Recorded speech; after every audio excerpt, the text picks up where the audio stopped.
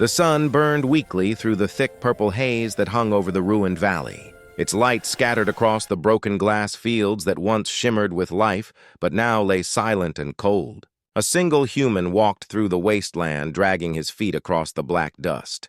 His name was Arik, and he had been alone for 19 days since the crash. His throat ached with dryness, and his mind drifted between memory and delusion. The world around him pulsed faintly, as if the planet itself breathed beneath the crust. Every gust of wind carried a strange hum that echoed in his bones. Arik had been part of the exploration team sent to chart the fifth moon of the Andros system. The planet below had looked serene from orbit, its silver clouds glowing like silk. But the moment they descended, lightning tore the ship apart. He had awoken among wreckage and ash, finding no sign of his crew. Since then, he had wandered following the faint signal of his broken transmitter, hoping it would lead to safety. But the signal grew weaker each day until it faded into silence. Now all he had left was the sound of the planet whispering through the dust. He knelt beside a cracked ridge where water once flowed and brushed the dry sand aside. Beneath the surface shimmered a faint glint. He dug with shaking hands and uncovered a sliver of crystal clear enough to reflect his hollow face. He stared into it and thought he saw movement inside, like liquid shadow twisting in slow motion. He blinked, but it was gone. He pressed the crystal to his lips, but it gave no moisture. He felt foolish and desperate. He tossed it aside and fell to his knees, staring at the horizon that shimmered with heat. Night came quickly on this world. The purple sky turned to black, and streaks of red light crawled across the heavens. He had learned that these were not stars, but living entities that swam through the upper atmosphere, feeding on energy. Their movements were hypnotic, like a school of cosmic fish drifting above. He found a hollow among the rocks and built a small fire from the remains of the shuttle's fuel rod. The flame burned blue, casting eerie reflections against the stone. He leaned back against the wall of the cave and whispered to himself, trying to remember what Earth smelled like. He could not. Only the scent of ash and ozone filled his lungs. Then he heard it. A deep, resonant sound like a drum struck beneath the earth. It pulsed once, twice, then again. He held his breath. The sound grew closer, reverberating through the rock until it became a heartbeat that matched his own. He stepped outside the cave and scanned the valley. Far away through the haze, he saw movement. A shape rose from the dunes, tall and slender, like a shadow wearing light. Its body shimmered as though woven from the air itself. He felt an instinctive fear crawl through him, but he could not look away. The figure paused, turning its head toward him, though it had no eyes. He ducked behind a rock, clutching his survival knife, though it was little more than a shard of metal. The sound stopped. Silence swept the valley. Then came a voice that was not a voice, but a vibration in his skull. "You are not of this soil. Why do you walk the ruins of my hunt?" He froze the words, pressing through his thoughts like liquid fire. He looked toward the shape, but it was gone. Only the faint shimmer of displaced air remained. He whispered aloud, "Who are you?" The answer came softer but closer. "One who remembers. One who hunts what should not be here." Arik's pulse quickened. He scanned the horizon and saw footprints forming in the dust, though nothing moved. He turned to run, but the air thickened around him like water. He stumbled forward, gasping. The unseen voice spoke again. "You breathe my world, but it rejects you. Why do you still stand?" He forced himself to speak through the dryness of his mouth. "I am only surviving. My ship crashed. I mean no harm." The air shimmered before him, and the figure appeared once more solid than before. Its skin glowed faintly silver beneath the moonlight, its face neither human nor beast. Its eyes, if they could be called that, were black pools reflecting endless space. The creature studied him with curiosity. "Survival is the oldest hunt," the voice said. "You bleed fear, but also will. The world respects such things." Arik tried to steady his breathing. "Are you going to kill me?" he asked. The being tilted its head. "Death is not always the end, human. On this world, echoes last longer than flesh. I could make you echo if you wish." He stepped back, shaking his head. "I just want to live," he said. The creature extended one arm, long and graceful, ending in fingers of light. "Then live, but understand that to live here is to change. Nothing that breathes this air stays as it was." It turned and began to walk toward the dark horizon. Without thinking, Arik followed. He did not know why, perhaps because the sound of its voice in his mind was less terrifying than the silence of loneliness. The creature did not stop him. It spoke again as they moved across the dunes. The sands remember all who walk upon them. Each step is a memory. Your kind came once before, but they did not listen. Their bones still whisper beneath. He shivered, glancing down at the ground that glowed faintly under their feet. For a moment, he thought he saw faces shifting beneath the glass. After many hours, they reached a valley filled with towering structures made of bone and stone fused together. They looked like the skeletons of giants twisted into towers. The air shimmered with pale light. "This is where my kind feed," said the creature. "The echoes gather here." He could see shapes drifting among the spires, faint silhouettes of things that once lived. They sang without sound, and their forms dissolved like smoke. Arik felt his mind slip toward madness, but the being touched his shoulder, and he steadied. "You hear them because they recognize the hunger in you," the voice said. Hunger for what he whispered. For meaning. They stood in silence. The being crouched beside a pool of dark liquid at the center of the valley. It dipped its hand and lifted the fluid which gleamed like mercury. "Drink," it said. "It will give you what your body needs." He hesitated. "What is it?" "Life that has forgotten its name." He wanted to refuse, but thirst burned too deeply. He knelt and drank. The liquid was cold and heavy, filling him with strange warmth that spread through his chest. He gasped, feeling strength return to his limbs. When he looked up, the creature watched him with what might have been approval. "Now you can see the truth," it said. The valley shifted before his eyes. The towers of bone turned to living shapes, pulsing with light.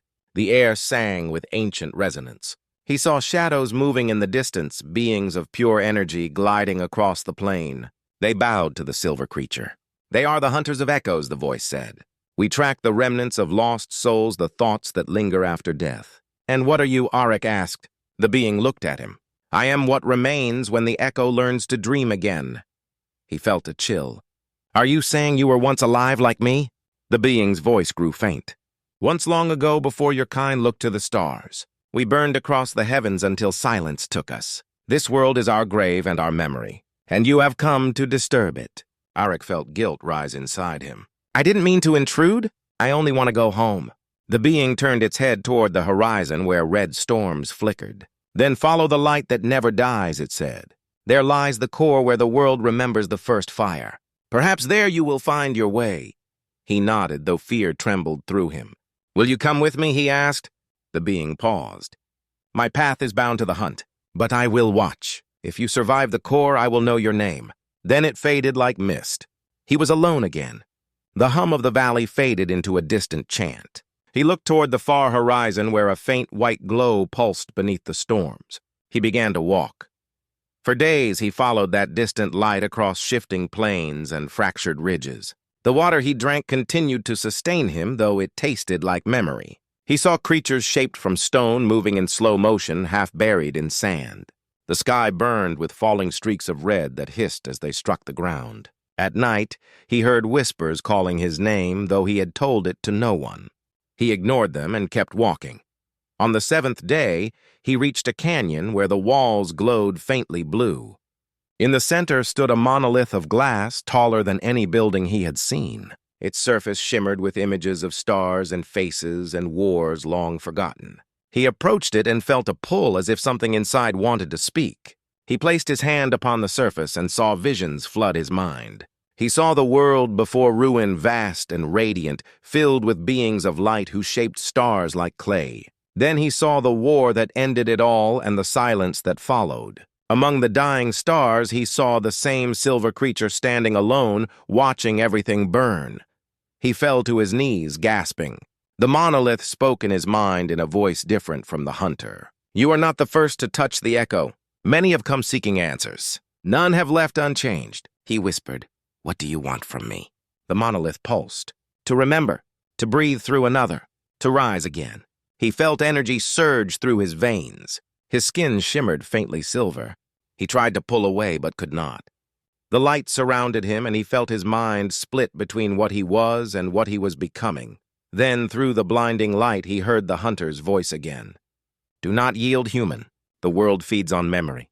It will make you part of itself. Resist, or you will become only an echo." He struggled, pulling his hand away from the monolith. The energy screamed through him, tearing at his thoughts. He shouted, and the light shattered. The monolith cracked from top to bottom. Arik turned toward the sound. The hunter stood upon a ridge above the canyon, its body pulsing faintly like a living star. The glow of its skin painted the rocks with liquid silver. "You survived the memory," it said. "Few ever do." He looked down at his trembling hands. "What happened to me?" he asked. The hunter descended from the ridge each step, leaving faint trails of light in the sand. "The world has touched you," it said. "It has marked you as one who remembers. The echo in your veins will grow. You can fight it or learn to live with it." He tried to speak, but his throat ached. The world around him shifted as though breathing. The canyon walls pulsed faintly in rhythm with his heartbeat. He felt alive, yet not entirely human. "I can feel everything," he said. "The ground, the air, the pulse of the sky." The hunter nodded. "You are hearing what lies beneath sound. You are beginning to listen as my kind once did." He looked at the creature. "Your kind died, didn't they?" The hunter's form flickered slightly. "Death is a word for those who cannot remember. We became memory. We became the echo you touched." Arik looked toward the horizon where the storm still burned red. "That is the core, isn't it?" The hunter inclined its head. "Yes, the heart of the world, all that we were and all that remains. If you seek to return home, you must pass through it. But beware, the core feeds on desire. It will show you what you crave most, and in doing so consume you." Arik clenched his fists. "I have to try. I can't die here." The hunter studied him for a long moment. "Then go," it said. "But remember this. Thirst is not only for water. It is for meaning. Those who do not understand their thirst are devoured by it." He began his journey once more. The air grew hotter with each mile. The sky turned a deeper crimson and lightning crawled across the clouds like veins of molten glass. The ground beneath him cracked and shifted, revealing rivers of light that flowed like liquid fire. His body no longer felt pain or exhaustion. He could walk for hours without rest. But inside his mind, strange thoughts began to stir. Memories that were not his flashed before his eyes. Cities made of crystal, oceans that sang, voices calling names he did not know. At night, he dreamed of Earth, but it was never the same. The oceans were black. The stars whispered to him in alien tongues. When he awoke, the hunter's voice echoed faintly in his head, though the being itself was nowhere to be seen. "You are closer," it said. "The world stirs. The core knows you are coming." He reached a great plain filled with shattered orbs of glass. They were immense, some the size of houses, others no larger than his hand. Inside each sphere floated visions of lives long gone. He saw children playing beneath twin suns. He saw warriors made of light fighting endless battles. He saw lovers embracing before turning to ash. He touched one of the spheres, and the image inside shimmered before dissolving. The glass cracked beneath his fingers and whispered a single word. "Remember." He walked among them for hours, listening to the faint voices of the dead. Each step stirred more memories until the air itself seemed alive with sorrow. Finally, he saw a shape ahead. It was the hunter again, waiting beside a pillar of black stone. Its voice was calm but distant. "You walk among our dreams. Do you see now why we cannot die?" He nodded slowly. "These are your people," he said. The hunter touched the pillar. "These were all who came before. We built this world to keep their echoes safe. But memory is a hunger that never ends. It devoured us. Now it reaches for you." He stepped closer. "Can I stop it?" he asked. The hunter looked at him. "You can survive it, or you can join it. Both paths lead to truth. The difference is choice." He took a deep breath and said, "Then I choose to live." The hunter tilted its head. "Then you must face the core. Beyond that ridge lies the entrance. But once you step inside, you cannot return until it decides you are worthy." He climbed the ridge alone. The air was heavy with static, and each breath burned his throat. Lightning illuminated the ground, revealing a vast crater filled with swirling light. At its center, a vortex of fire and water spun together, creating a storm that reached into the heavens. He stood at the edge, staring down into eternity. The hunter's voice whispered one last time. "Remember your thirst, human. Only it can save you." He stepped into the storm. Instantly, his body dissolved into light. He felt himself pulled through waves of memory, each brighter than the last. He saw his past, his family, his ship, his failures. Then he saw things no human mind could contain. The birth of stars, the collapse of galaxies, the first whisper of life in the void. He felt himself break apart, yet somehow remain whole. Voices surrounded him, chanting in a language made of vibration. "Who are you?" they asked. He tried to speak, but his voice was lost. I am Arik, he thought. I am only trying to survive, the storm answered. Survival is the seed of creation. Your kind carries the echo of those who came before. You were never separate from us. The realization struck him like lightning. The humans who had come to explore this world were descendants of the very beings who once ruled it. The same essence that lived in the hunters now lived within humankind, only forgotten. The thirst he felt was not for water or home, but for remembrance. He opened his eyes and found himself standing upon a platform of light surrounded by endless darkness. Before him stood the hunter, more solid, more radiant than ever. You understand now, it said. You are of us. Your blood carries our dream. Arik's voice trembled. Then why did you try to kill me before? The hunter's eyes flickered like dying stars. Because I feared what I had lost. The echo of our kind sought rebirth through you, but I could not accept it. Now I see that the cycle must continue. Arik stepped forward. What happens to me now? The hunter reached out its hand. You can return to your world carrying our memory, or you can remain and help us awaken the forgotten. He looked around at the infinite darkness that pulsed with quiet life. I can't abandon my people, he said. The hunter nodded. Then carry us within you. Let the echo guide them. Teach them to listen again. The light around them began to fade. The storm calmed. He felt himself lifted upward through layers of wind and energy. When he opened his eyes, he was lying on a field of dust beneath a golden sky. The air was warm. His ship lay half buried nearby, though it looked different, repaired and whole. He stood slowly, feeling strength surge through him. His reflection in the ship's glass showed a faint silver glow in his eyes. He climbed aboard. The systems flickered to life. The signal beacon pulsed. Earth Control answered at once, their voices filled with disbelief. Arik, we thought you were dead. How did you survive? He looked out the viewport at the horizon where the storms had vanished and the land shimmered softly like breathing glass. He said softly, I listened. As the ship rose into the sky, he saw the hunter standing far below, watching. Its voice echoed faintly in his mind. We will meet again when the stars remember. Then it was gone. Days later, the ship entered the orbit of Earth. Arik felt different now, as if his thoughts were wider than the world itself. When he closed his eyes, he could still hear the hum of that alien planet. He could feel its pulse beneath the stars. The scientists questioned him endlessly, but he told them little. They would not understand, not yet. He left the space program soon after and disappeared into the deserts of Earth, where the night sky looked most like the one he had seen above that forgotten world. Sometimes he woke to whispers in the wind words that carried no sound. They called him by the name the hunter had spoken at the end. Listener. Years passed and strange things began to happen on Earth. Machines started to hum at night without power. Children spoke of seeing lights that danced in the sky, whispering old songs. The oceans glowed faintly beneath the moon. Scientists called it anomaly, but Arik knew the truth. The echo was awakening.